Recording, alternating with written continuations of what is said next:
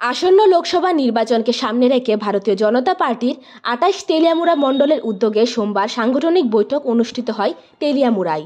এদিনের এই সাংগঠনিক বৈঠকে উপস্থিত ছিলেন ভারতীয় জনতা পার্টির ত্রিপুরা রাজ্য সভাপতি রাজীব ভট্টাচার্য, ত্রিপুরা বিধানসভার মুখ্য সচেতক তথা তেলিয়ামুড়া বিধানসভা কেন্দ্রের বিধায়িকা কল্যাণী সাহা রায় সহ ভারতীয় জনতা পার্টির অন্যান্য নেতা কর্মীরা।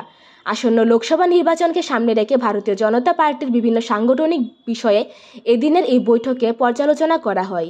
এদিনের এই বৈঠকে উপস্থিত থেকে সংবাদ মাধ্যমের মুখোমুখি হয়ে ভারতীয় জনতা পার্টির রাজ্য সভাপতি রাজীব ভট্টাচার্য দাবি করেন, ত্রিপুরা রাজ্যের দুটি লোকসভা আসনের মধ্যে দুটিতেই ভারতীয় জনতা পার্টির জয় নিশ্চিত। এখন শুধু বিরোধীদের জামানত জব্দ করার জন্য কাজ করছে ভারতীয় জনতা পার্টি।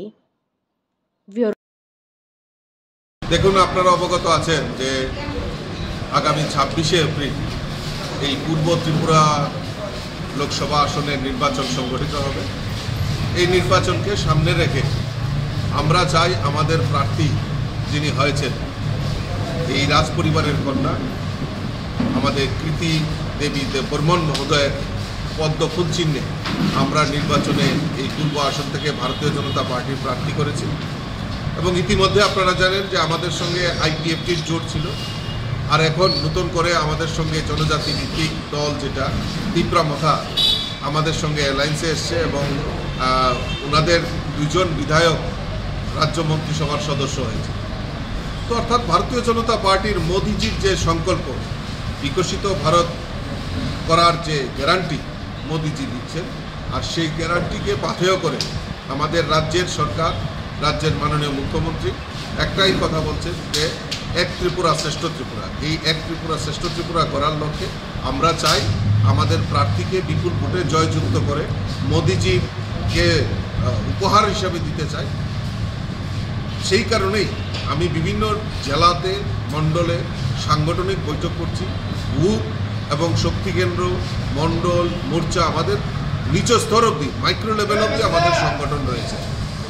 এই মাইক্রো লেভেল সংগঠনটাকে কাজে লাগিয়ে আমরা যাতে এই রাজ্যে প্রত্যেকটা বুথে আমরা যাতে বিজয়ী হতে পারি সেই সংকল্প নিয়ে আমি কাজ করছি এবং আমার কার্যকর্তারাও সেই সংকল্প নিয়ে কাজ করছে।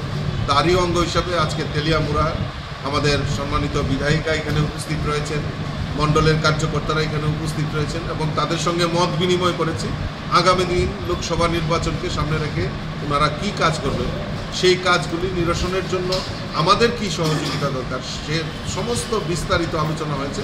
এবং আমরা দৃঢ়চিত্তে বলতে পারি আমরা আমাদের এই তেলিয়ামুড়া মণ্ডল এইবার অন্যান্য বছরের আমরা ভালো রেজাল্ট করে আমরা মাননীয় মোদিজিকে উপহার হিসাবে দেব, সেই সংকল্প আমার কার্যকর্তারা এবং সম্মানিত বিধায়িকা সেই সংকল্প নিয়ে কাজ করছে।